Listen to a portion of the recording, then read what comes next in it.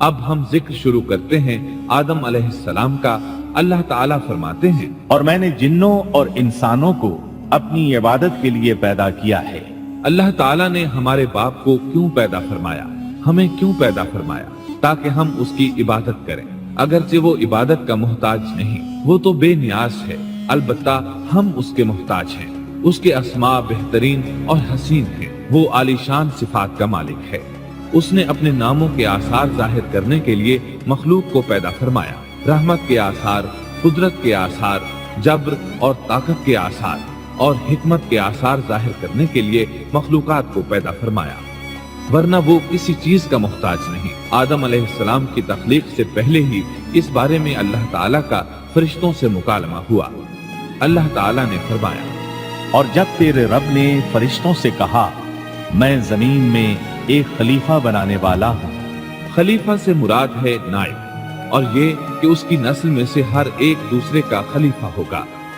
جبکہ سیدنا ابو بکر صدیق رضی اللہ عنہ نبی اکرم صلی اللہ علیہ وسلم کے خلیفہ ہوئے، سو اللہ نے ایک خلیفہ بنانے کا ارادہ فرمایا جو زمین میں حکومت کرے اور اس کو آباد کرے۔ چنانچہ اللہ تعالیٰ نے فرمایا، اللہ تعالیٰ نے تمہیں زمین سے پیدا کیا اور اسی نے اس زمین میں تمہیں بسایا ہے۔ اللہ تعالیٰ کا ارادہ ہوا کہ زمین کو آباد کروائے، جبکہ جن اس قابل نہیں تھے، کیونکہ ان میں اس قدر عقل و دانش نہیں تھی کہ زمین کو پر رونق اور سرسبز و شاداب رکھ سکیں۔ علماء جنات کے بارے میں کہتے ہیں ان کا سب سے بڑا عقل مند جن انسانوں کے 10 سالہ بچے کے برابر عقل رکھتا ہے، اس لیے زمین کو آباد کرنے کی صلاحیت اللہ تعالیٰ نے انسان کو بخشی۔ اللہ نے انسان کو بہترین ڈھانچے اور حسین ترین شکل و صورت سے نوازا، پھر اپنی روح اس میں پھونکی۔ فرشتوں نے اس سے سوال کیا، ایسی مخلوق کو کیوں پیدا کرتا ہے جو زمین میں فساد کرے اور خون بہائے؟ اور ہم تیری تسبیح، حمد اور پاکیزگی بیان کرتے ہیں۔ اس کے جواب میں اللہ نے فرمایا، جو میں جانتا ہوں تم نہیں جانتے۔ دراصل فرشتوں نے کسی طرح معلوم کر لیا تھا کہ آدم کی اولاد زمین میں فساد کرے گی، خون ریزی کرے گی، لیکن انہوں نے یہ بات اعتراض کے طور پر نہیں کہی تھی، کیونکہ ایسا اعتراض تو گناہ ہے، اور فرشتے پلک جھپکنے کے برابر اللہ کی معصیت اور نافرمانی نہیں کرتے، بلکہ وہ تو نہایت معزز عبادت گزار ہیں، کسی بات میں اللہ پر پیش دستی اور سبقت نہیں کرتے، اور اس کے حکم پر عمل کرتے ہیں۔ اللہ کے حکم کی نافرمانی نہیں کرتے، بلکہ جو حکم دیا جائے بجا لاتے ہیں۔ اس لیے فرشتوں کا یہ پوچھنا وضاحت طلبی کے لیے تھا، وہ تو انسان کے پیدا کرنے کی وجہ پوچھ رہے تھے۔ وہ زمین میں جنات کے اعمال اور کرتوت کا مشاہدہ کر چکے تھے، یعنی اللہ تعالیٰ نے انہیں پیدا کر کے اختیار دیا تو وہ فتنہ و فساد اور فسق و فجور میں مبتلا ہو گئے، اور اب ایک اور مخلوق زمین میں بسائی جا رہی تھی، تو اس بات کا امکان تھا کہ یہ مخلوق بھی ان کے نقش قدم پر چلے۔ اس لیے فرشتوں نے تعجب اور حیرت کی بنا پر یہ سوال کیا تھا، اور پوچھنے کا مقصد یہ تھا کہ کیا یہ بھی جنوں کی طرح ہوں گے؟ اس طرح انہیں یہ خدشہ لاحق ہوا کہ شاید ان سے اللہ کی عبادت میں کوتاہی یا کمی واقع ہوئی ہے، جس کی وجہ سے اللہ کو نئی مخلوق پیدا کرنا پڑی۔ اس لیے ان کی بات میں یہ بھی تھا کہ ہم تیری حمد اور ثنا بیان کرتے ہیں۔ بہرحال ان کے سوال کے دو مقصد تھے، کیا یہ جنوں کی طرح فساد کرنے والی قوم ہے؟ کیا ہم سے تیری عبادت میں کوتاہی ہوئی ہے؟ اس پر اللہ تعالیٰ نے فرمایا، جو میں جانتا ہوں وہ تم نہیں جانتے۔ اس موقع پر فرشتوں کے ذہنوں میں ایک اور بات بھی آئی، وہ آپس میں کہنے لگے کہ اللہ تعالیٰ جو بھی مخلوق پیدا کرے گا وہ ہم سے زیادہ معزز اور عالم نہیں ہو سکتی۔ یعنی جب فرشتوں نے باقی مخلوقات کا جائزہ لیا، مثلا آسمان، زمین، پہاڑ، جن، چوپایوں وغیرہ کا، تو انہوں نے سوچا یہ ہم سے زیادہ مرتبے والی نہیں ہے، لہذا یہ مخلوق بھی پیدا ہو رہی ہے تو یہ ہم سے زیادہ مرتبہ نہیں رکھتی۔ یہ ہمارا خاص مقام ہے کہ اللہ کی تسبیح میں مصروف ہیں، کفر سے محفوظ ہیں، ہر حکم بجا لاتے ہیں، اللہ کے تمام احکامات پورے کرتے ہیں، آسمان اور زمین میں اس کا حکم نافذ کرتے ہیں، اور اللہ کے نزدیک ہم سب سے زیادہ شرف والے ہیں۔ لہٰذا اگر یہ نئی مخلوق انسان بھی پیدا ہو جائے تو کیا ہوا، हमसे ज्यादा मुअज़्ज़ज़ और इल्म वाली तो नहीं होगी। बहरहाल जब अल्लाह ताला ने आदम को पैदा किया तो जमीन की मिट्टी लाने का हुक्म फरमाया। चुनाचे अल्लाह ताला के पास मिट्टी लाई गई। इमाम तिर्मिजी, इब्ने हिब्बान और इमाम अहमद रहमतुल्लाह अलैहिम ने एक हदीस बयान की है जिसके अल्फाज कुछ यूं हैं। अल्लाह ताला ने आदम अलैहिस्सलाम को मिट्टी की एक मुट्ठी से पैदा फरमाया। इस मिट्टी को अल्लाह ताला ने पूरी जमीन से उठवाया था। यही वजह है कि आदम की औलाद जमीन के लिहाज से ही ज़हूर पजीर हुई। बाज सुर्ख रंग के हैं तो बाज स्याह और बाज सफेद और कुछ इसके दरमियान दरमियान में हैं। बाज नेक हैं, बाज खबीस और कुछ पाकीज़ा किस्म के हैं। इंसान की तख्लीक मिट्टी से शुरू हुई। इस मिट्टी को पानी से तर किया गया तो ये तीन बन गई। इसी वजह से कुरान मजीद की बाज आयात में तुराब का लफ्ज आया है। तुराब खुश्क मिट्टी को कहते हैं और बाज आयात में तीन का लफ्ज आया है। तीन तर और भीगी मिट्टी को कहते हैं। अल्लाह ताला फरमाते हैं खलक़हू मिन तुराब, यानी आदम को तुराब से पैदा किया गया। मिट्टी की आम हालत को तुराब कहते हैं। और फरमाया, जब आपके रब ने फरिश्तों से कहा कि मैं मिट्टी से बशर को पैदा करने वाला हूँ, जब इस मिट्टी को पानी से ज्यादा भिगोया गया तो वो लेसदार होना शुरू हो गई। इसीलिए अल्लाह ताला ने फरमाया, हमने इंसान को लेसदार और चिपकने वाली मिट्टी से पैदा किया। फिर अल्लाह ताला ने अपने मुबारक हाथों से इंसान का ढांचा तैयार किया। अल्लाह ने फरमाया, खलक़तु बियदै, मैंने अपने दोनों हाथों से पैदा किया। अल्लाह ताला ने इंसान की खिलकत फरिश्तों के स्पुर्द न की, बल्कि बजाते खुद उसे तख्लीक के मराहिल से गुजारा और अपने हाथों से उसकी तस्वीर कशी की।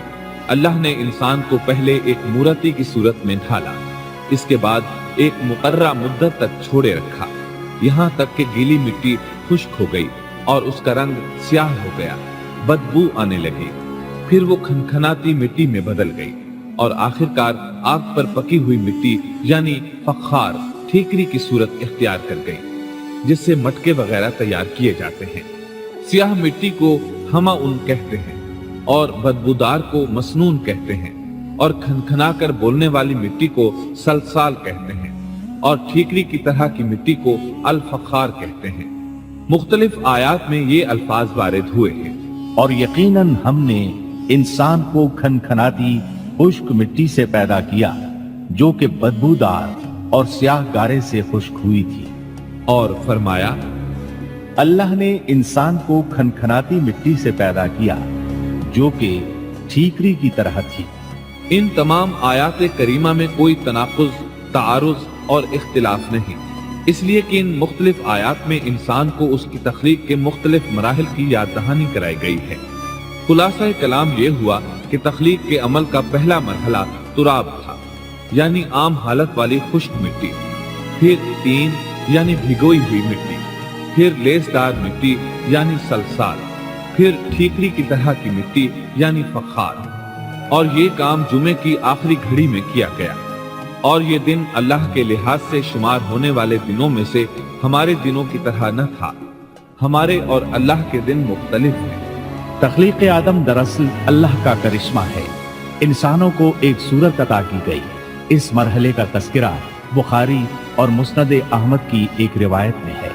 अल्लाह ने आदम को पैदा किया और उनका कद 60 हाथ या 60 मीटर लंबा था। तमाम जन्नती लोग इस कद आदम के साथ जन्नत में दाखिल होंगे और उस वक्त से लेकर आज तक मखलूक का कद कम होता चला आ रहा है।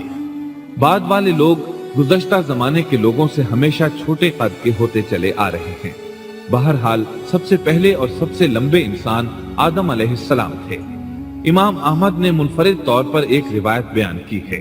इसमें रसूल अकरम सल्लल्लाहु अलैहि वसल्लम ने आदम अलैहिस्सलाम की लंबाई 60 हाथ यानी 60 मीटर और चौड़ाई 7 हाथ बयान फरमाई है। सुभान अल्लाह। सैयदना आदम किस कदर ज़ख़ीम और अजीम मखलूक थे। सही मुस्लिम और मुस्नद अहमद की रिवायत में है, अल्लाह ने आदम को पैदा किया तो उसे अपनी मंशा के मुताबिक कुछ अरसा ढांचे की सूरत में छोड़े रखा।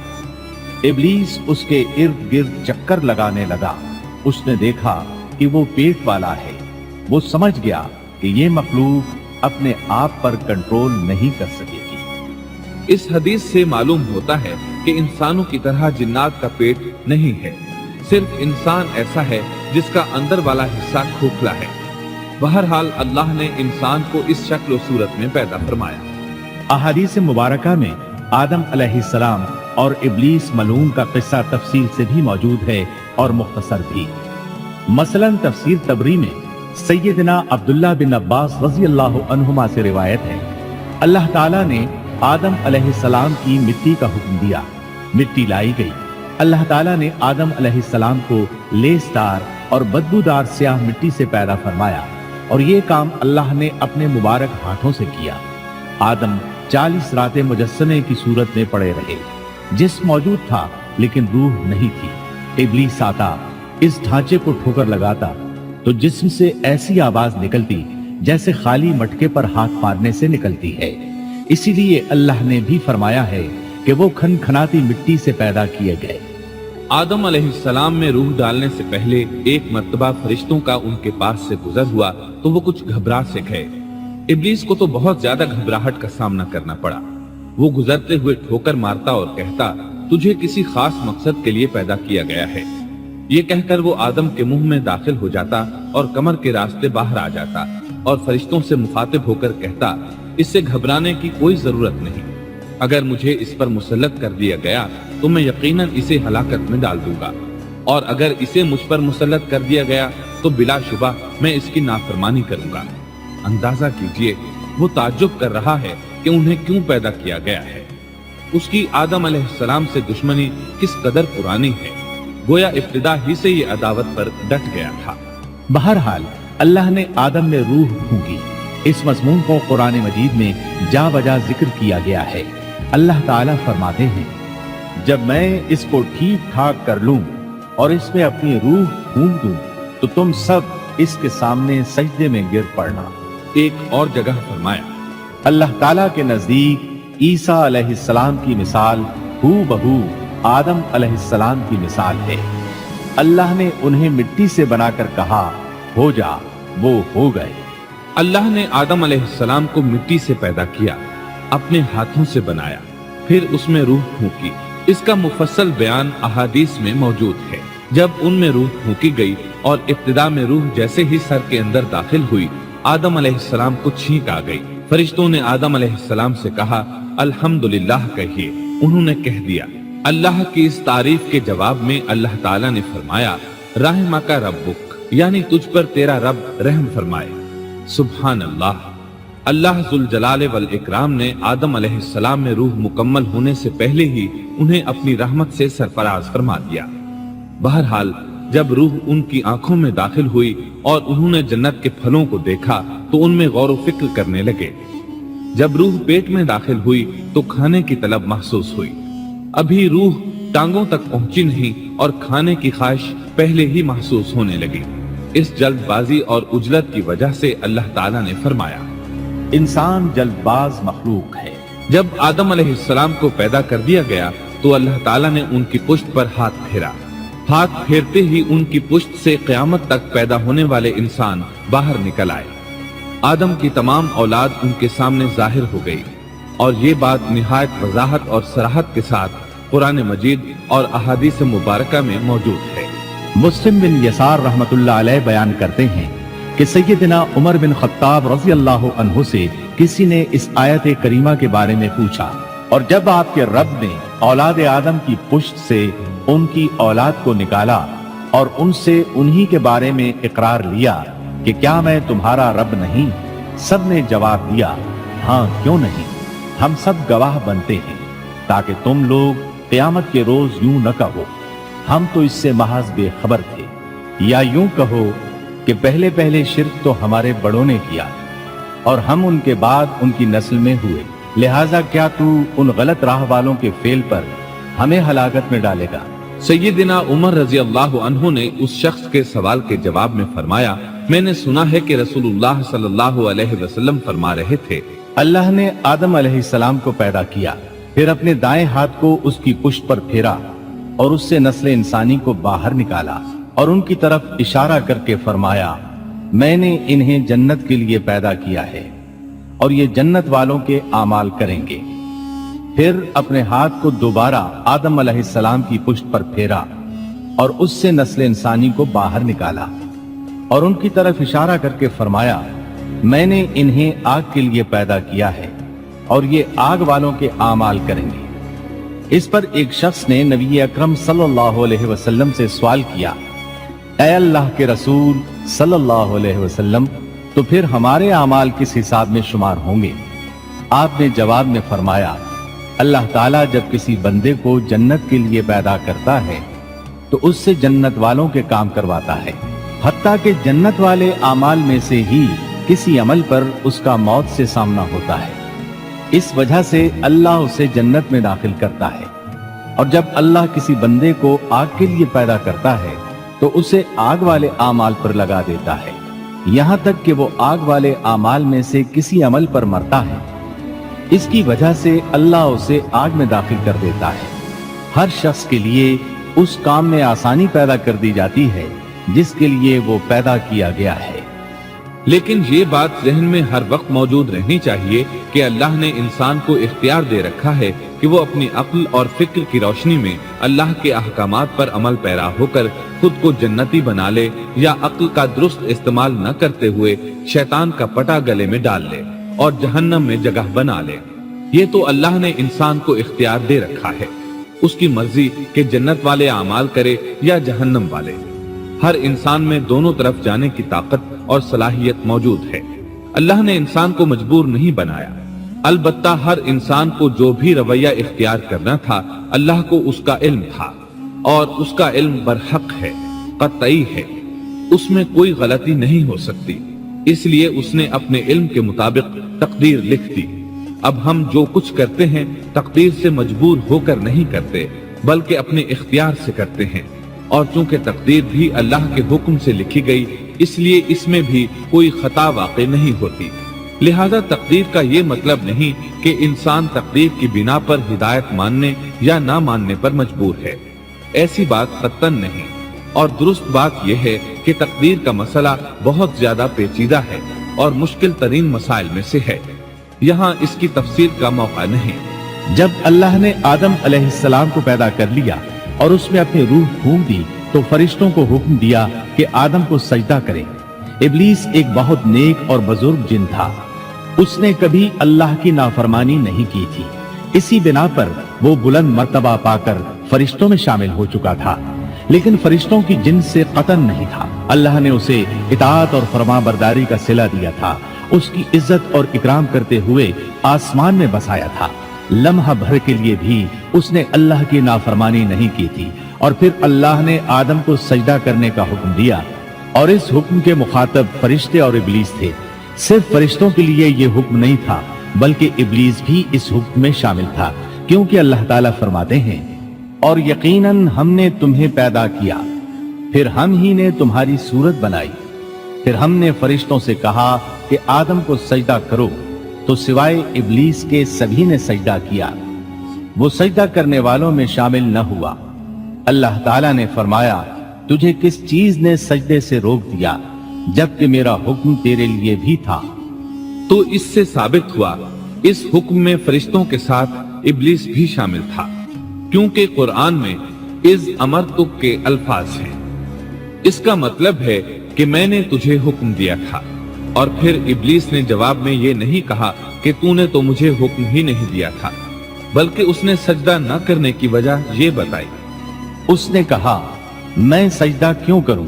मैं इससे बेहतर हूं, इसलिए कि तूने मुझे आग से पैदा किया और इसे मिट्टी से। तो फिर कहा, अल्लाह ने हुक्म दिया, तू इससे नीचे उतर जा। गरज जब इब्लीस ने नाफरमानी की, सरकशी और तकब्बुर का मुजाहरा किया तो उस वक्त अल्लाह ताला और उसके दरमियान मुकालमा हुआ। अल्लाह ने उसकी सरकशी देखकर उसे सजा देते हुए फरमाया, इस जन्नत से उतर जा, तुझे कोई हक हासिल नहीं कि तू इस जन्नत में रहकर तकब्बुर करे। इब्लीस ने जवाब में कहा, मुझे क़यामत के दिन तक मोहलत दे दीजिए, यानी इतनी लंबी उम्र दे दीजिए कि मैं क़यामत तक जिंदा रहूं, मौत ना आए। अल्लाह ने फरमाया, तुझे मोहलत दे दी गई, लेकिन एक वक्त मुकर्ररा तक। और जब शैतान इस तरफ से मुतमईन हो गया कि उसे मोहलत मिल गई, तब उसने कहा, चूंकि तूने मुझे गुमराह कर दिया है, इस वजह से मैं कसम खाता हूं कि मैं इंसानों की गुमराही के लिए तेरे सीधे रास्ते पर बैठ जाऊंगा। फिर उनके आगे से, उनके पीछे से, उनके दाएं से, उनके बाएं से, उनके पास आऊंगा, और आप उनमें से अक्सर लोगों को शुक्रगुजार नहीं पाएंगे। अल्लाह ताला ने शैतान का रद्द करते हुए फरमाया, यहां से जलील व ख्वार होकर निकल जा। इनमें से जो शख्स भी तेरा हुक्म मानेगा, मैं ऐसे तमाम गुमराहों से जहन्नम को भर दूंगा। जो इंसान भी तेरा पैरोकार बनेगा, वो जहन्नम का मुस्तहिक और हकदार ठहरेगा। कुरान मजीद में दूसरे मकामात पर भी इस गुफ्तगू को नए पैराए में दोहराया गया है। मसलन अल्लाह ने फरमाया, यकीनन हमने इंसान को खनखनाती मिट्टी से पैदा फरमाया है, जो कि सड़े हुए गारे की थी, और इससे पहले हमने जिन्नात को लू वाली आग से पैदा किया। और जब तेरे परवरदिगार ने फरिश्तों से फरमाया, मैं इंसान को स्याह बदबूदार खनखनाती मिट्टी से पैदा करने वाला हूं, जब मैं उसे पूरा बना चुकूं और उसमें अपनी रूह फूंक दूं, तो तुम सब उसके लिए सजदे में गिर पड़ना। चुनांचे तमाम फरिश्तों ने सजदा किया सिवाय इब्लीस के। उसने सजदा करने वालों में शमूलियत इख्तियार करने से साफ इनकार कर दिया।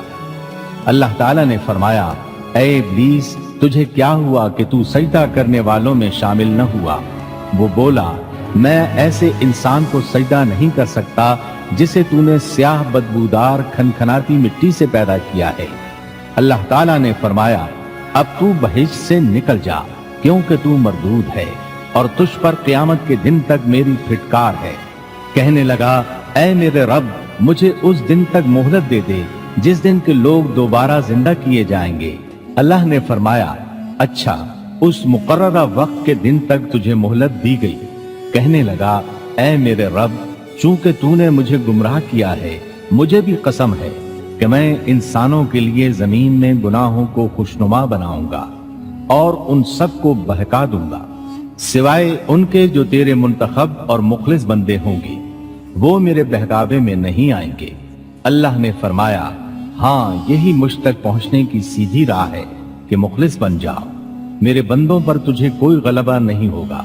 अलबत्ता जो गुमराह लोग तेरी पैरवी करेंगे, यकीनन उनके वादे की जगह जहन्नम है।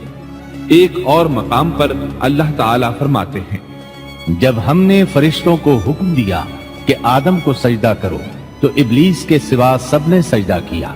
उसने कहा, क्या मैं उसे सजदा करूं जिसे तूने मिट्टी से पैदा किया है? अच्छा देख ले, इसे तूने मुझ पर फजीलत दी है। अगर मुझे भी तूने क़यामत तक ढील दी, तो मैं सिवाय चंद लोगों के इसकी औलाद को गुमराह करूंगा। इस पर अल्लाह ने फरमाया, जा, इनमें से जो भी तेरा फरमाबरदार हो जाएगा, तो तुम सबकी सजा जहन्नम है, जो पूरा पूरा बदला है। इनमें से तू जिसे भी अपनी आवाज के साथ बहका सकता है, बहका ले, और इन पर अपने सवार और प्यादे चढ़ा ला, यानी अपने घुड़सवार लश्कर और पैदल लश्कर को चढ़ा कर ले आ, और अपना हर दाव, हर तरकीब और हर असलहा इस्तेमाल कर ले, और इनके मालों और औलाद में भी शिरकत कर ले, और तू इन्हें दिल बहलाने वाले वादे दे ले, यानी इनके बुरे आमाल बना संवार कर इन्हें दिखा, और गलत ख्वाहिशात दिला, जन्नत, दोज़ख और दोबारा जिंदा न होने के वादे दे। और इनसे शैतान के जितने भी वादे होते हैं, सब के सब सरासर फरेब है। यकीनन मेरे सच्चे बंदों पर तेरा कोई काबू और गलबा नहीं होगा। तेरा रब कारसाजी करने वाला काफी है। इसी तरह बहुत सी आयात में पहली मासियत इलाही का जिक्र किया गया है। सबसे पहला नाफरमान इब्लीस मलऊन था। वो खबीस अल्लाह के सामने तकब्बुर और अनाद से भरपूर जवाब देता रहा। इसी वजह से अल्लाह ने उसे काफिर का लक़ब दिया। काफिर उसे कहते हैं जो नेमत का इनकार करे। अल्लाह ने उस पर इतना फजल करम और इनाम और एहसान किया कि बुलंद तरीन मर्तबे तक पहुंचा दिया, लेकिन उसने अल्लाह की इस नेमत की कदर न की, परवाह न की और कुफ्र का रास्ता इख्तियार किया। अल्लाह ताला फरमाते हैं, जबकि आपके रब ने फरिश्तों से फरमाया कि मैं मिट्टी से एक इंसान को पैदा करने वाला हूँ, सो जब मैं उसे ठीक ठाक कर लूं, اور اس میں اپنی روح پھونک دوں تو تم سب اس کے سامنے سجدے میں گر پڑنا۔ چنانچہ تمام فرشتوں نے سجدہ کیا مگر ابلیس نے نہ کیا اور اس نے تکبر کیا، وہ کافروں میں سے تھا۔ سب سے پہلا گناہ تکبر تھا، اسی لیے علماء کرام فرماتے ہیں تمام گناہوں کی جڑ تکبر اور غرور ہے۔ نبی اکرم صلی اللہ علیہ وسلم نے اپنی امت کو تکبر نہ کرنے کا سختی سے حکم فرمایا، اس کی برائی، وبال اور ہلاکت سے آگاہ فرمایا۔ آپ نے فرمایا، اللہ اس شخص کی طرف رحمت سے دیکھے گا بھی نہیں جس نے تکبر کی بنا پر کپڑا ٹخنوں سے نیچے لٹکایا۔ اس کے علاوہ نبی صلی اللہ علیہ وسلم نے تو مطلقاً فرما دیا، وہ شخص جنت میں داخل ہونے کے قابل نہیں جس کے دل میں ذرہ برابر بھی تکبر ہے۔ جو شخص اپنے کپڑے، اپنے مکان اور اپنے قبیلے پر فخر کرتا ہے اس سے اللہ کی رحمت اٹھ جاتی ہے۔ اسی لیے نبی صلی اللہ علیہ وسلم نے جب اپنے صحابہ کرام کو دیکھا کہ مہاجر صحابی انصار صحابہ کے خلاف اور انصاری صحابی مہاجرین صحابہ کے خلاف آواز لگا رہے ہیں تو آپ نے فرمایا، اس جاہلیت والی پکار کو چھوڑو، یہ بہت بدبودار ہے۔ برادری کی بنیاد پر لڑنا، باہم فخر کرنا برے نتائج کا ذریعہ ہے۔ گناہوں کی بنیاد بھی تکبر ہے، اس لیے ہر مومن کو چاہیے کہ اپنے نوکر، خادم، ملازم یا کسی بھی مسکین پر کبھی بھی فخر و غرور کا اظہار نہ کرے، کیونکہ یہی اللہ کی سب سے پہلی نافرمانی وجود میں آئی تھی۔ تکبر کا یہ ذکر ضمناً آ گیا۔ ہم پھر اپنے موضوع کی طرف لوٹتے ہیں۔ اللہ نے آدم علیہ السلام کو پیدا کیا اور انہیں عالم بنا کر ہی تخلیق کیا، یعنی جب وہ پیدا ہوئے تو جاہل نہیں تھے۔ اللہ نے آدم علیہ السلام کو فرشتوں سے بھی بڑا عالم بنا کر پیدا فرمایا۔ بے شمار احادیث میں آدم علیہ السلام کی ابتدا اور ان کے علم کا ذکر موجود ہے۔ جب اللہ نے آدم میں مکمل روح ڈال دی اور وہ اپنے پاؤں پر کھڑے ہو گئے تو اللہ نے انہیں حکم دیا، جاؤ فرشتوں کی جماعت کو السلام علیکم کہو۔ آدم اور فرشتوں کی زبان عربی تھی، یہی زبان اہل جنت کی ہے۔ آدم گئے، جا کر سلام کہا، انہوں نے جواب میں کہا وعلیکم السلام ورحمت اللہ، یعنی تجھ پر اللہ کی سلامتی اور رحمت ہو۔ اللہ نے فرمایا، یہ تیرا اور تیری اولاد کا آپس میں ایک دوسرے کو تحفہ اور ہدیہ ہے۔ اللہ نے آدم علیہ السلام کو ابتدا ہی میں تمام نام سکھا دیے۔ مفسرین نے ان ناموں کے بارے میں بہت بحثیں ذکر کی ہیں۔ مضبوط موقف سیدنا عبداللہ بن عباس رضی اللہ عنہما کا ہے کہ اللہ نے آدم علیہ السلام کو ہر چیز کا نام سکھا دیا تھا۔ مثلا یہ پہاڑ ہے، یہ سمندر ہے، یہ پرندہ ہے، یہ درخت ہے وغیرہ۔ وہ آسمان اور زمین کی ہر چیز کا نام جانتے تھے۔ یہ علم کیسا تھا، انسان نے کس طرح ہر چیز کا نام پہچان لیا۔ یقیناً اللہ انسان میں یہ طاقت پیدا کر سکتا ہے کہ وہ ہر علم کا احاطہ کر سکے۔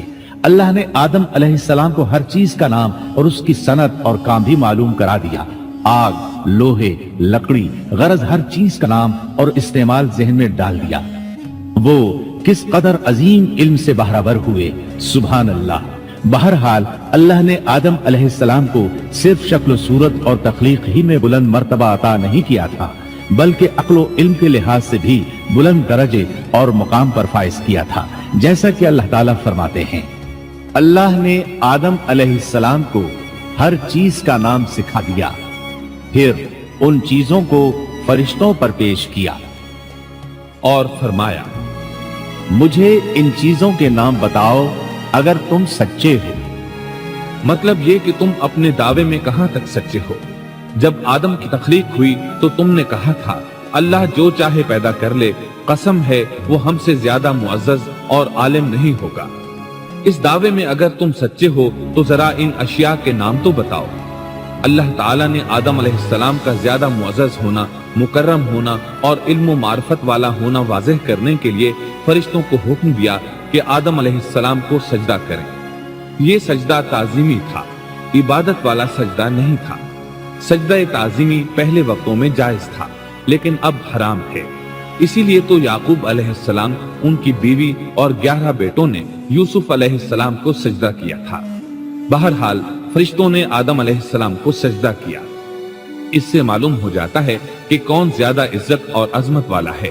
یقیناً آدم علیہ السلام زیادہ شرف اور منزلت کے حقدار ٹھہرے۔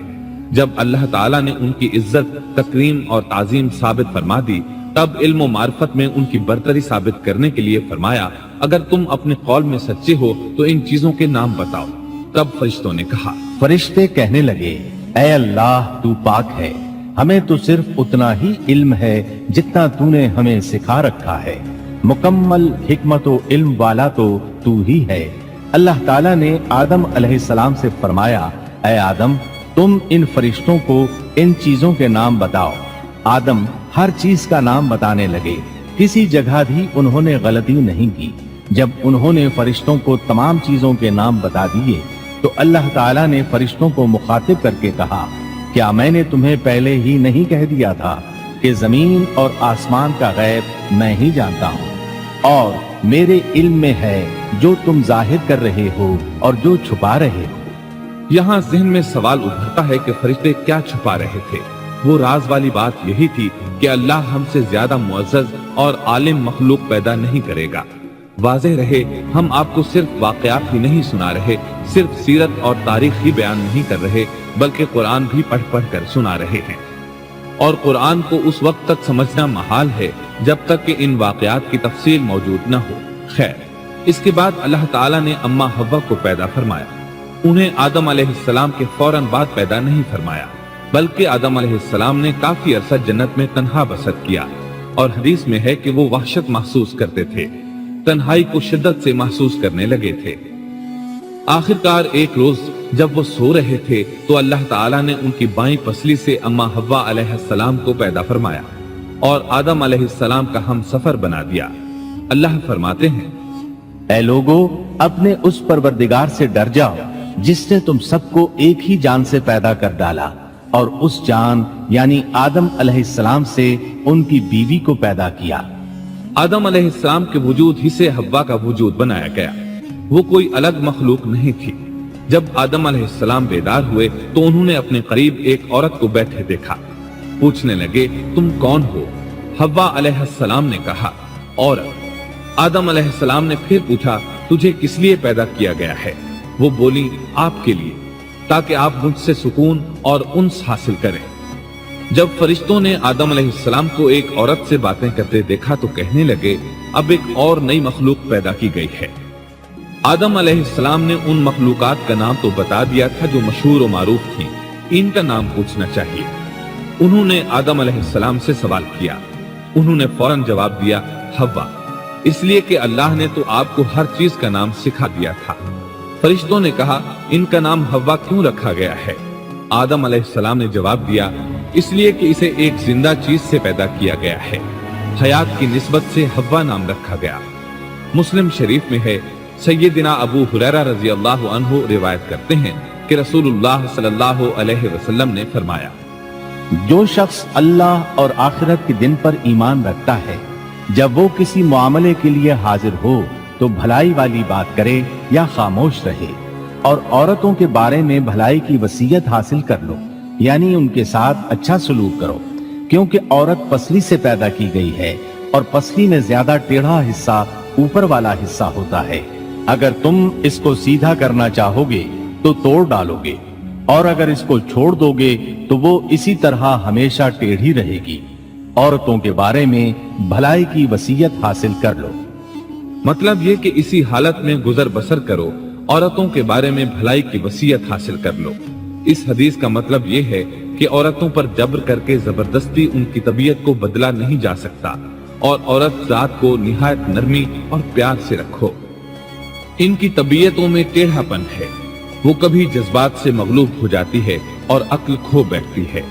اگر کوئی اسے سیدھا کرنا چاہے تو اس سے لا تعلقی، دوری اور طلاق کی نوبت آ جائے گی۔ اگر اسے چھوڑ دو گے تو ٹیڑھا پن برقرار رہے گا۔ مرد کو بہت حوصلے سے اس صورتحال کو سنبھالنا چاہیے۔ احادیث میں سیدنا ابراہیم علیہ السلام کی زوجہ سیدہ سارہ علیہ السلام کا قصہ موجود ہے۔ وہ حوا علیہ السلام کے بعد کائنات کی سب سے زیادہ خوبصورت عورت تھی۔ احادیث سے یہ اشارہ ملتا ہے کہ حوا علیہ السلام ابتدائے انسانیت سے لے کر قیامت تک پیدا ہونے والی تمام عورتوں میں خوبصورت تھی۔ اب ابلیس لگا اپنے وسوسے شروع کرنے۔ آدم اور حوا علیہ السلام दोनों अल्लाह के हुक्म से जन्नत में थे कि शैतान ने उन्हें फुसलाने की कोशिश शुरू कर दी। अल्लाह ताला फरमाते हैं, और हमने कह दिया, ऐ आदम, तुम और तुम्हारी बीवी जन्नत में रहो और जहां से चाहो बाफरागत खाओ। जन्नत भी कैसी? अल्लाह फरमाते हैं, वो जन्नत कि जिसकी चौड़ाई ही आसमानों और जमीन के बराबर है।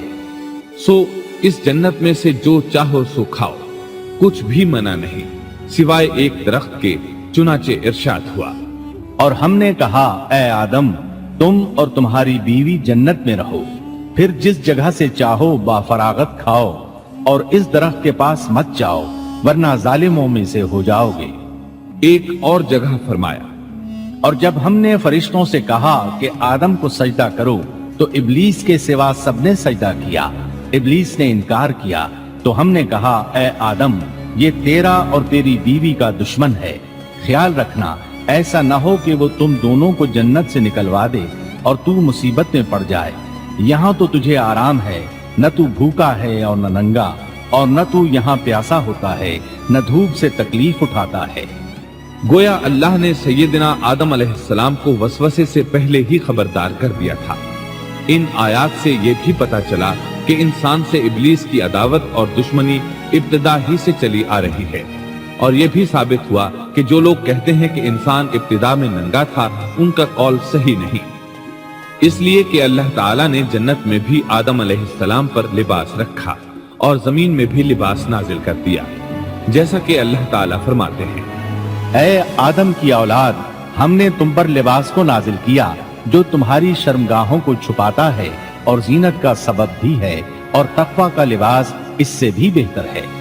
लिहाजा आदम इब्तिदा में नंगे नहीं थे, उन्हें तो नंगेपन का इल्म ही नहीं था, न ही उनकी बीवी को बरहना होने का इल्म था। अल्लाह ने आदम अलैहिस्सलाम को कामिल नेमतों से नवाजा, भूख न प्यास, यहाँ तक कि प्यास के असबाब से भी महफूज, न गर्मी और न धूप, फिर बे इंतहा हुस्न व जमाल, मशक्कत न तकलीफ, बदबख्ती न बदकिस्मती। आदम और हव्वा अलैहिस्सलाम के दिलों में वसवसा डालने के बारे में भी कुरान ने रोशनी डाली है। फिर शैतान ने उन दोनों के दिलों में वसवसा डाला। ये वसवसा उसने उन दोनों को तमा दिलाने की सूरत में पूरा किया, और ये तमा दिलाई कि इस दरख्त को खाने से हमेशगी और बका मिलती है और कभी न खत्म होने वाली बादशाहत हासिल होती है। और इस वसवसे का मकसद ये था ताकि उनका पर्दा बदन जो एक दूसरे से पोशीदा था, दोनों के रूबरू बेपर्दा कर दे। उनकी शर्मगाहों को नंगा करने के लिए उसने ऐसा किया। वो दोनों कपड़े में मलबूस थे, सतर ढांप रखा था। जब उन्होंने इस दरख्त से खाया तो लिबास नीचे गिर गया, दोनों बराहना हो गए। यही शैतान चाहता था कि उन्हें बराहना कर दे, अल्लाह की नाफरमानी पर उकसाए। इरशाद होता है, शैतान ने उन्हें वसवसा डाला, कहने लगा, ऐ आदम, क्या मैं तुझे दायमी जिंदगी का दरख्त और वो बादशाहत न बता दूं जो कभी पुरानी न हो? जब तुम इस दरख्त से खाओगे तो हमेशा जिंदा रहने वाले बन जाओगे और जबरदस्त बादशाहत हासिल कर लोगे। उसने ये तमन्ना भी दिलाई। तुम्हारे रब ने तुम दोनों को इस दरख्त से इसलिए मना किया है कि तुम दोनों फरिश्ते न बन जाओ या हमेशा जिंदा रहने वाले न बन जाओ। यानी तुम इस दरख्त से खा लोगे तो फरिश्ते बन जाओगे और हमेशा कायम दायम रहोगे। फिर वो वसवसा डालते हुए झूठी कस्में खाने लगा, जैसा कि इरशाद होता है, और उन दोनों के रूबरू कस्में खाने लगा कि यकीन आ जाए मैं आपका खैरख्वाह हूं। अल्लाह की कसम खाने लगा और उस वक्त से झूठी कस्मों की इब्तिदा हुई। उसने उन दोनों को फरेब देकर बहका लिया, जैसा कि फरमाया, फदल्लाहुमा बिगुरूर, यानी धोखे से उन्हें फुसलाया, हालांकि उन्हें किसी चीज की कमी नहीं थी। भला वहां क्या मुहताजी हो सकती थी? जन्नत में सुकून से जिंदगी बसर कर रहे थे। जन्नत से बढ़कर क्या चाहिए? हमेशा के लिए जन्नत मिल चुकी थी। अल्लाह ताला फरमाते हैं, उन दोनों ने जब दरख्त को चखा, दोनों का पर्दा बदन एक दूसरे के रूबरू खुल गया। दोनों अपने बदनों पर दरख्तों के पत्ते जोड़ जोड़ कर रखने लगे। कपड़े उतरने पर दोनों को हया आई, इसलिए कि इंसान की फितरत में बराहना होने की नापसंदीदगी शामिल है। बरहना हो गए तो कोई लिबास नहीं था, इसलिए दरख्तों के पत्ते जोड़कर जिस्म ढांपने लगे। हदीस में आया है, आदम भागने लगे तो अल्लाह ने पुकारा, आदम मुझसे भागते हो? आदम बोले, अल्लाह मैं शर्म की बिना पर भाग रहा हूँ और इस वजह से कि तेरे सामने बरहना कैसे रहूं, फिर ये कि नाफरमानी का इर्तिकाब भी कर चुका हूँ। यहाँ एक सवाल पैदा होता है, दोनों में से पहले खाने वाला कौन था? इस बारे में राजिह कौल ये है कि वो हव्वा अलैहिस्सलाम थी। उन्हीं ने आदम अलैहिस्सलाम को तमा दिलाते हुए इस गलती पर आमादा किया था, जैसा कि बुखारी शरीफ में नबी अकरम सल्लल्लाहु अलैहि वसल्लम ने फरमाया, अगर हव्वा न होती तो कोई औरत अपने खावंद से खियानत न करती। हव्वा अलैहिस्सलाम ने उन्हें गलती में मुब्तला किया था। अगर हव्वा अलैहिस्सलाम न होती तो आदम भी खयानत में मुब्तला न होते और ना मासियत में मुब्तला होते। तब अल्लाह ने उन्हें पुकारा, क्या मैंने तुम दोनों को इस दरख्त से नहीं रोका था? और क्या ये नहीं कहा था कि शैतान तुम्हारा खुला दुश्मन है? अब तवज्जो तलब बात यह है कि उस मौके पर दोनों ने क्या तर्ज अमल इख्तियार किया। क्या वो दोनों अपनी मासियत पर बजिद रहे और तकब्बुर करने लगे, जैसा कि इब्लीस ने सजदा करने से इनकार किया था और फिर लगा था अपनी मासियत पर इसरार करने, या उन दोनों ने तौबा कर ली? जी हाँ, दोनों ने तौबा कर ली, जैसा कि कुरान मजीद में आता है। दोनों ने कहा, ऐ हमारे रब, हमने अपना बड़ा नुकसान किया और अगर तू हमारी मगफिरत न करेगा और हम पर रहम न करेगा तो वाकई हम खसारा पाने वालों में से हो जाएंगे। इस किस्से में एक सवाल ये जहन में पैदा होता है कि जब सैयदना आदम अलैहिस्सलाम को इब्लीस ने सजदा न किया तो अल्लाह ताला ने उसे मरदूद बनाकर जन्नत से निकाल दिया। फिर वो सैयदना आदम अलैहिस्सलाम को उस दरख्त के करीब किस तरह ले गया जबकि वो जन्नत से बाहर हो चुका था? कुरान करीम में इस बारे में ये अल्फाज आए हैं, फिर शैतान ने उनके दिलों में वसवसा डाला। ये वसवसा उसने कैसे डाला जबकि वो जन्नत से निकाला जा चुका था? मुफस्सिरीन ने इसके जवाब में लिखा है कि उसने जन्नत से बाहर रहकर ये वसवसा डाला था। जैसे आजकल तार और बगैर तार के आवाज को दूर दराज इलाकों तक पहुंचाया जा सकता है, ऐसे ही शैतान ने अपनी ताकत से ये वसवसा उनके दिलों तक पहुंचाया। लगे हाथों इब्लीस की हकीकत भी सुन ले। इब्लीस के लफ्जी मानी इंतहाई मायूस के हैं। ये रांदा दरगाह होने के बाद हमेशा हमेशा के लिए अल्लाह की रहमत से मायूस हो गया था, इसलिए उसे ये लक़ब मिला, वरना रिवायात की रूह से उसका असल नाम अज़ाज़ील था। पहले ये जिन्नात में से था। अपने रब ताला की इताअत से निकलकर इब्लीस हुआ।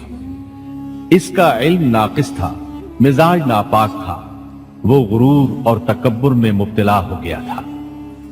यहां ये बात भी जहन नशीन कर लें कि अंबिया खता और गुनाह से पाक होते हैं, उन पर अल्लाह ताला की मुस्तकिल हिफाजत और निगरानी कायम रहती है।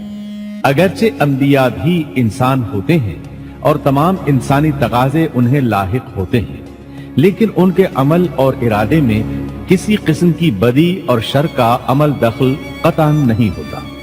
उनका हर कौल और अमल बल्कि हर हरकत और सुकून की हालत भी इंसानियत के लिए बेहतरीन नमूना होते हैं। अलबत्ता बशर होने की वजह से भूल का इम्कान होता है, ताहम भूल हो जाने की सूरत में उन्हें फौरन ही खबरदार कर दिया जाता है। भूल हो जाना बशरी तबीयत का खासा है। अल्लाह ताला ने हर इंसान की फितरत में ये चीज रखी है। अंबिया से भूल चूक हो जाने में भी अल्लाह ताला की कई एक हिकमतें पोशीदा हैं। मसलन बहुत सी कौमें अपने नबियों के मोजज़ात देखकर उनमें रबूबियत की सिफात की कायल हो गई। यहाँ तक कि बाज़ कौमों ने अपने नबियों को अल्लाह या अल्लाह का बेटा भी जाना। जब अंबिया से भूल और लग़ज़िशें हुई तब गोया लोगों पर यह वाज़ेह किया गया कि ये इलाह नहीं है। इलाह होते तो किस तरह इनसे भूल हो सकती थी। इससे यह बताना भी मकसद था कि अंबिया इंसान ही होते हैं, कोई मावराई मखलूक नहीं होते।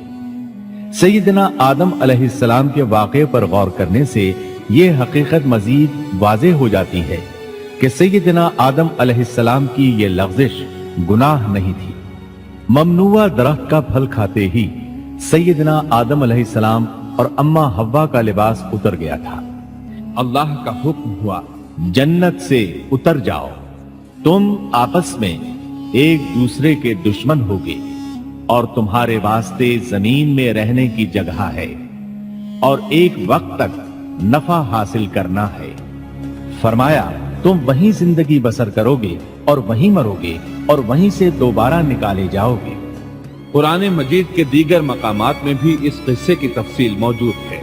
मसलन फरमाया, और इससे कब्ल हमने आदम से एक अहद लिया था मगर वो भूल गए और हमने उनमें कोई अज़्म नहीं पाया।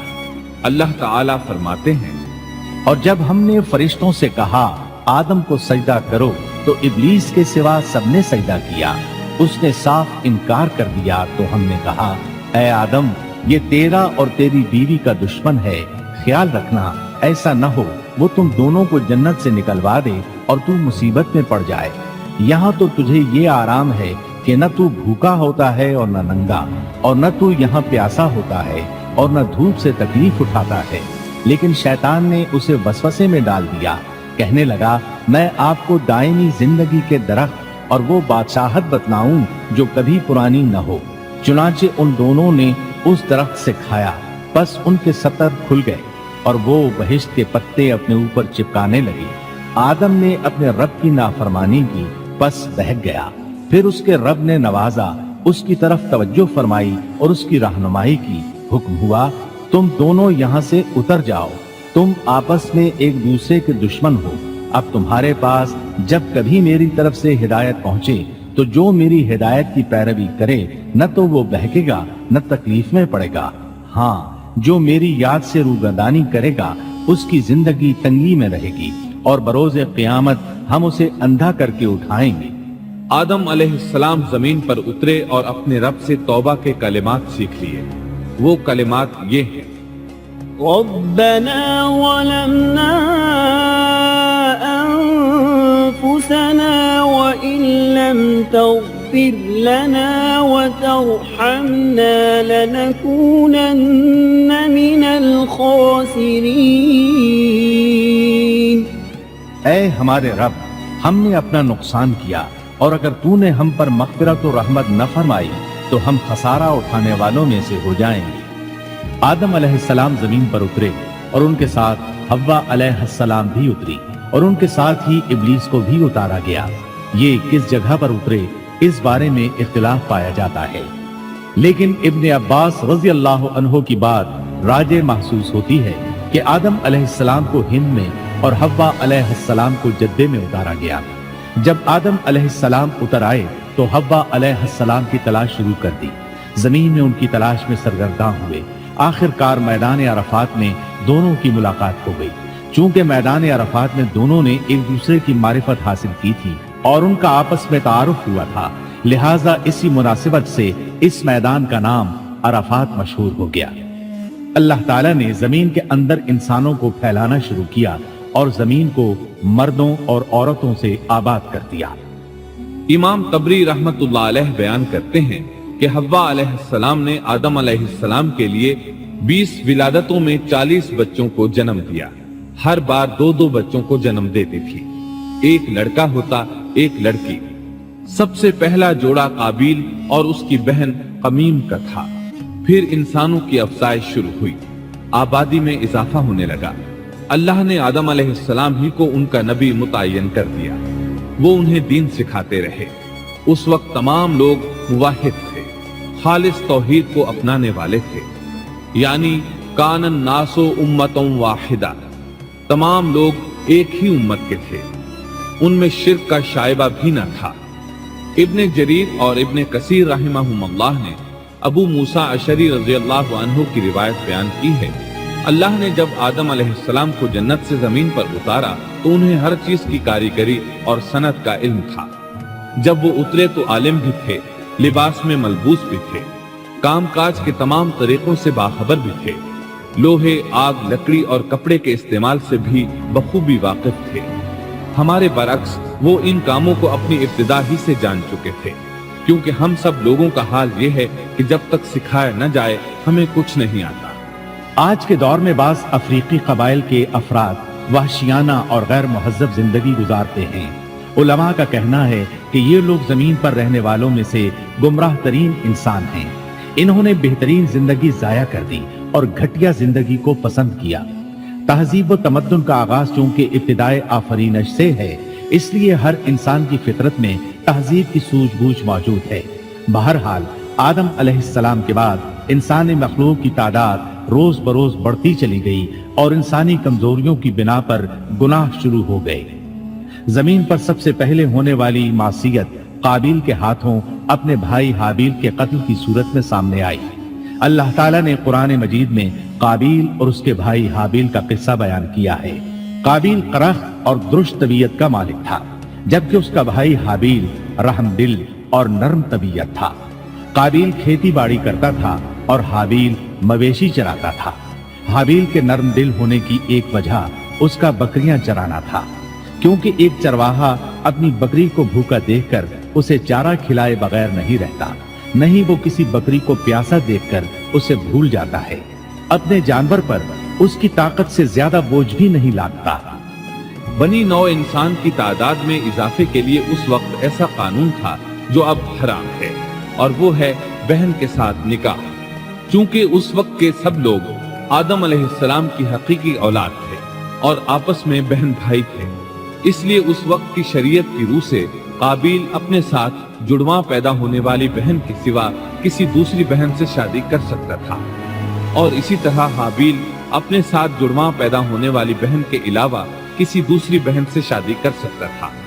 اس کی صورت یہ تھی کہ قابیل کی شادی حابیل کی بہن سے ہو اور حابیل کی شادی قابیل کی بہن سے ہو، لیکن ہوا یہ کہ حابیل کی بہن خوبصورتی میں قابیل کی بہن سے کم تھی، اس لیے قابیل نے حابیل کی بہن سے شادی کرنے سے انکار کر دیا اور اپنی جڑواں بہن سے شادی کی خواہش ظاہر کی، لیکن ایسا کرنا آدم علیہ السلام کی شریعت میں حرام تھا۔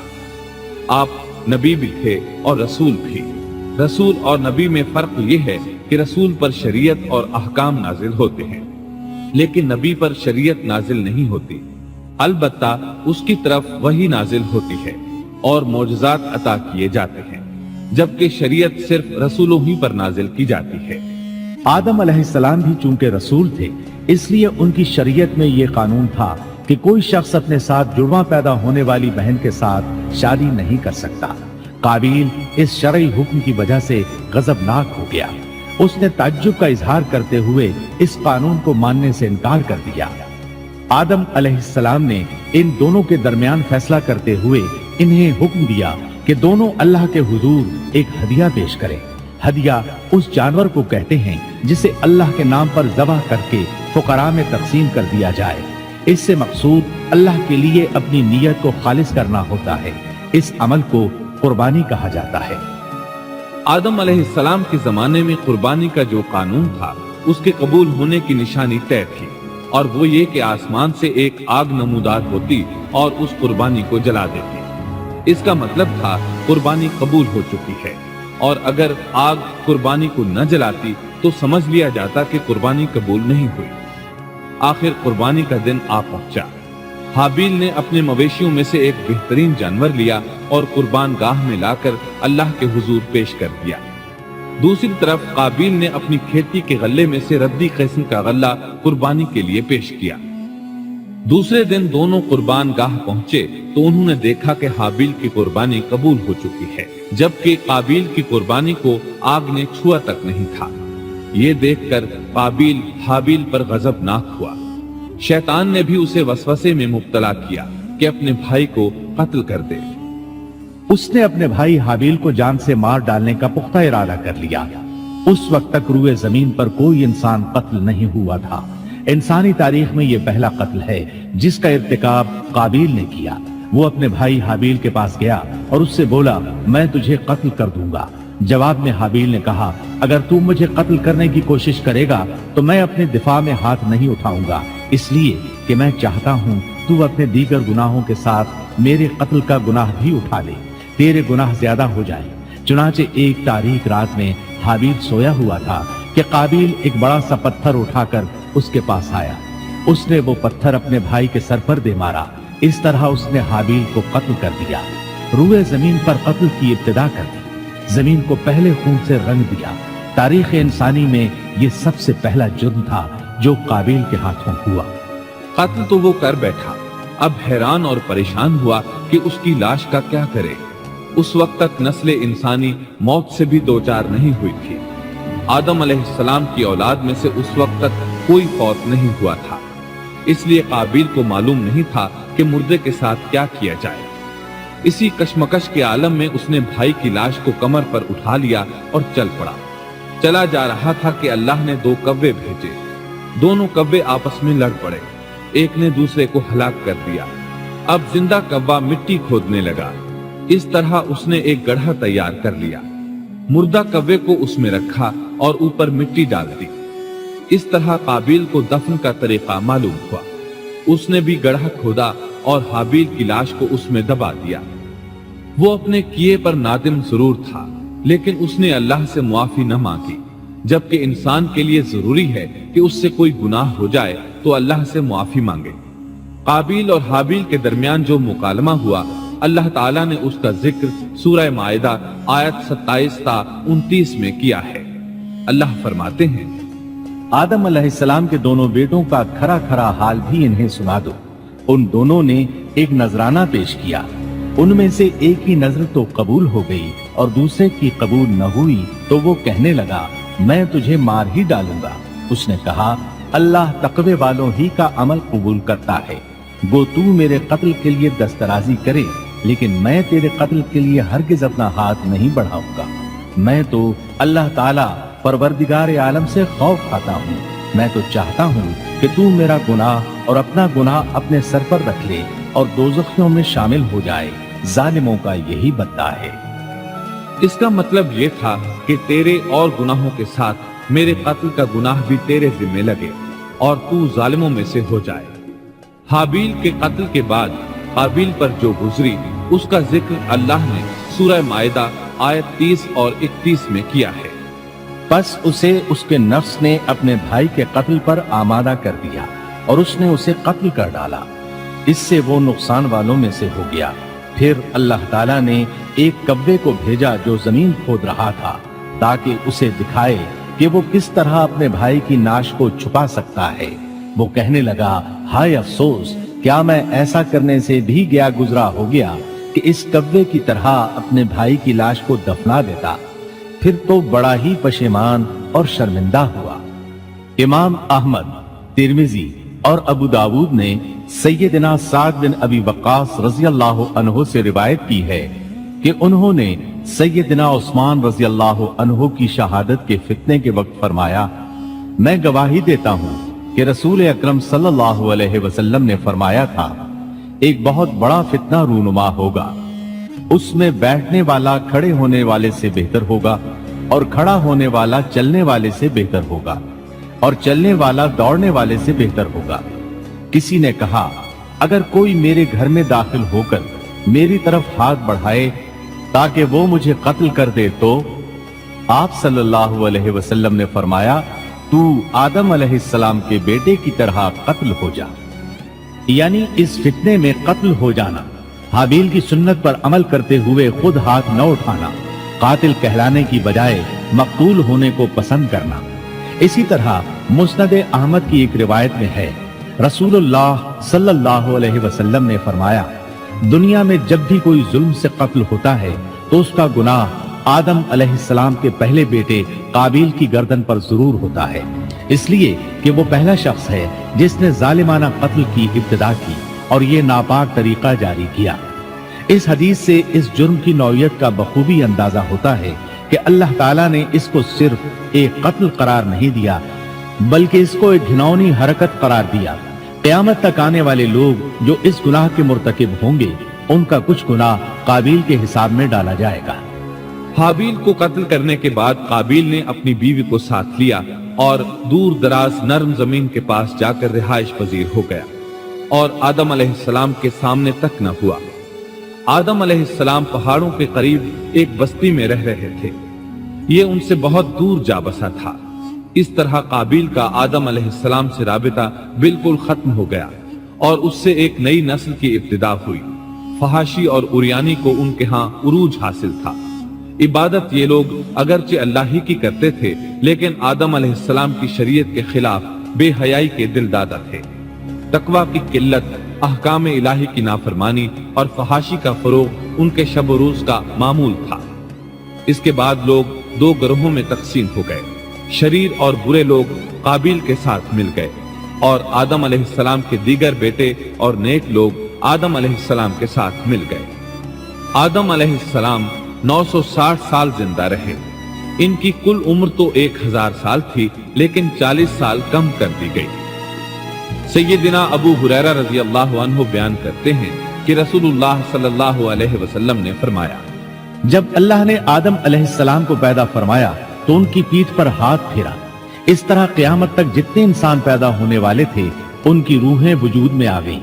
फिर हर एक इंसान की आंखों के दरमियान एक नूर रखकर आदम अलैहिस्सलाम के सामने पेश किया। उन्होंने पूछा, या अल्लाह, ये कौन है? अल्लाह ने फरमाया, ये तेरी औलाद है। इनमें से एक की पेशानी की चमक आदम अलैहिस्सलाम को बहुत अच्छी लगी। उन्होंने पूछा, या अल्लाह, ये कौन है? जवाब मिला, ये तेरी औलाद में से बहुत दूर जाकर हैं। इनका नाम दाऊद है। पूछा, इनकी उम्र कितनी है? फरमाया, 60 साल। आदम अलैहिस्सलाम कहने लगे, या अल्लाह, 40 साल मेरी उम्र में से इनकी उम्र में शामिल कर दे। इस सिलसिले में दूसरी रिवायत यूं आई है, जब आदम अलैहिस्सलाम की रूह कब्ज करने के लिए फरिश्ता आया तो वो कहने लगे, मेरी उम्र में तो अभी 40 साल बाकी हैं। उस वक्त उनकी उम्र 960 साल थी। अंबिया अपनी उम्र से वाकिफ होते हैं। फरिश्ते ने कहा, क्या आपको याद नहीं, आपने अपनी उम्र के 40 साल अपनी औलाद दाऊद को हिबा कर दिए थे। रसूलुल्लाह सल्लल्लाहु अलैहि वसल्लम ने फरमाया, चूंकि आदम अलैहिस्सलाम ने इनकार किया तो उनकी औलाद भी इनकार की आदी है। आदम अलैहिस्सलाम खुद भूल गए, उनकी औलाद भी भूलती है। आदम अलैहिस्सलाम ने खता की, उनकी औलाद भी खता करती है। हाबील के कत्ल के बाद अल्लाह ताला ने आदम और हव्वा अलैहिस्सलाम को इसका नेमुल बदल अता किया। इसका नाम उन्होंने शीस रखा। शीस का मतलब है अल्लाह का दिया हुआ तोहफा। हाबील के कत्ल पर आदम और हव्वा अलैहिस्सलाम दोनों बहुत गमगीन हुए, इसलिए अल्लाह ने बदले में उन्हें शीस अलैहिस्सलाम अता फरमाए। सैयदना अबू ज़र ग़िफ़ारी रज़ी अल्लाहु अन्हु से मरवी एक सही हदीस में है कि रसूलुल्लाह सल्लल्लाहु अलैहि वसल्लम ने फरमाया, अल्लाह ताला ने 104 सहीफे नाजिल फरमाए। उनमें से 50 सहीफे शीस अलैहिस्सलाम पर नाजिल हुए। इन सहीफों में ऐसे कवानीन, उसूल और ज़ाबिते थे जिनसे इंसानियत की जिंदगी मुनज़्ज़म होती है। शीस अलैहिस्सलाम ने आदम अलैहिस्सलाम से इल्म हासिल किया, लेकिन आदम अलैहिस्सलाम का तमाम इल्म वो हासिल न कर सके, इसलिए कि आदम अलैहिस्सलाम ने बिल मुशाफहा अल्लाह ताला से इल्म हासिल किया था और बहुत सी अशिया का इल्म अल्लाह ताला ने उन्हें सिखा दिया था, इसलिए वो तमाम उलमा से बढ़कर आलिम थे। शीस अलैहिस्सलाम ने आदम अलैहिस्सलाम से उलूम सीखकर लोगों को सिखाए। लोगों ने उनसे मुख्तलिफ उलूम, फुनून और पेशे सीखे। उन्हें शहरों में रहने सहने के बारे में तालीम दी। दिन रात के हिसाबात से उन्हें आगाह किया और उन्हें बताया कि किन औकात में वो अल्लाह की इबादत करें और इबादत के तरीके उन्हें सिखाए। अहादीस में इसकी वजाहत मिलती है। इमाम अहमद रहमतुल्लाह अलैह बयान करते हैं कि अबू ज़मा सादी कहते हैं कि उन्होंने मदीने में एक शेख को लोगों से कलाम करते देखा तो उनके मुतालिक पूछा, ये कौन शख्स है? लोगों ने बताया कि ये उबई बिन काब रज़ी अल्लाहु अन्हु हैं। बड़े सहाबा में उनका शुमार होता है। तमाम मुसलमानों से बढ़कर कुरान और उसकी तफसीर के आलिम हैं। अबू ज़मा फरमाते हैं कि उबई बिन काब रज़ी अल्लाहु अन्हु उस वक्त ये वाक़या बयान कर रहे थे कि जब आदम अलैहिस्सलाम की वफात का वक्त करीब आया तो उन्होंने अपने बेटों से फरमाया, मेरा जन्नत के फल खाने को जी चाहता है। जन्नत के फल दुनियावी फलों जैसे ही होते हैं।